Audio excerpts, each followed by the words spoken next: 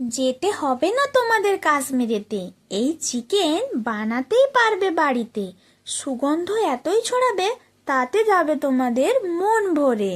আজ কি এনেছি তোমাদের জন্য দেখো তো, চলো চলো আমার সাথে রান্নাঘরে। দেখো, প্রথমেই আমি সমস্ত কিছু কোটাকুটির কাজগুলো আগে করে নিয়েছি।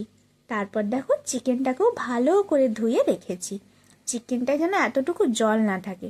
এরপর দেখো, আদা, পেঁয়াজ, রসুন আর কাঁচা লঙ্কার একটা পেস্ট বানাচ্ছি।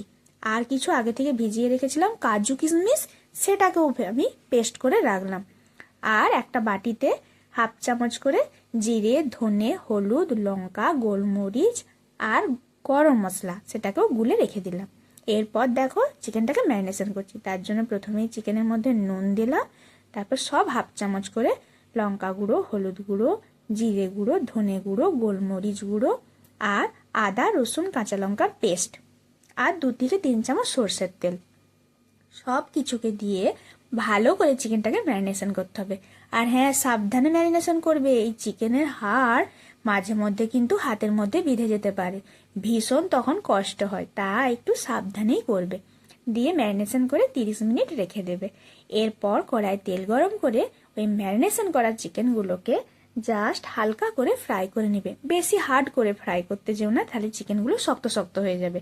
2 থেকে 3 মিনিট একটু লাল লাল হলেই তুলে নেবে। এবার দেখো, আমি কড়াইতে ওই চিকেন ভেজেছিলাম তো, তার জন্য কড়াটার হাল খারাপ, তোমরা আবার কিছু ভেবো না, ওই কড়াতেই আমি চাপিয়ে দিলাম। তারপর ওই তেলের উপরে আরেকটু তেল দিয়ে পেঁয়াজ কুচিটা দিয়ে দিলাম, আর আদা, রসুন, কাঁচা লঙ্কার যে বাকি পেস্টটা ছিল ওই পেস্টটাকেও দিয়ে দিলাম। দিয়ে সব কিছুকে ভালো করে ভেজে নিয়ে টমেটো রেখেছিলাম, 2টো টমেটোকে পেস্ট করে ওটাও দিয়ে দিলাম। দিয়ে সব ভাজতে থাকবো। ভাজা যখন হয়ে যাবে তখন আমি পরিমাণ মতো নুনটা দেব, নুন দিয়েও ভালো করে কষাবো। আর একটুখানি চিনি দেব। চিনি দেওয়ার পর সমস্ত কিছুকে ভালো করে কষাতে থাকবো। কষানো যখন হয়ে যাবে তখন ওই গুঁড়ো যে মশলাটা বাটিতে গুলে রেখেছিলাম, সমস্ত মশলাগুলো ওই মশলাগুলো দিয়ে দেব।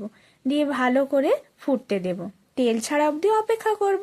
যেই তেল ছেড়ে যাবে তখন আমি যে কাজু আর কিশমিশের পেস্টটা রেডি করে রেখেছিলাম ওই পেস্টটা দিয়ে দেব।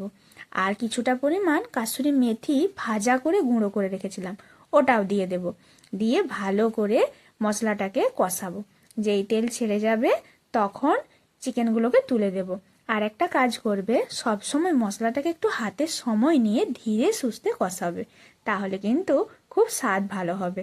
দিয়ে চিকেনটাকেও 2-3 মিনিট মশলার সাথে কষে নিলাম। এবার একটা পাত্রে আমি জল গরম করেছিলাম, তাতে 2 চামচ আমুল দুধ, যে দুধ গুঁড়ো থাকে বাড়িতে নর্মালি, ওটাকে আমি গুলে দিয়ে দিলাম। যদি তোমরা না চাও তাহলে কিন্তু পুরো দুধটাই দিতে পারো, এমনি যে দুধ, লিকুইড দুধ থাকে। তো আমি জলের মধ্যেই গুলে দিলাম।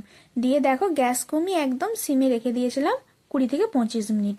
দেখে নিশ্চয়ই বুঝতে পারছো এটা কেমন হয়েছে, দেখেও বুঝতে পারছো। একবার বাড়িতে বানিয়ে দেখো, এর স্বাদ যা হয় অসাধারণ হয়, আমি মুখেও তোমাদেরকে বলে বোঝাতে পারবো না, তোমরা বানালেই নিজেরাই বুঝতে পারবে। দেখো, আমি এখানে রাইসের সাথে সার্ভ করেছি, তোমরা রাইসের সাথেও করতে পারো, রুটি, পরোটা, নান, যা খুশির সঙ্গে করতে পারো, খুব সুন্দর হয়।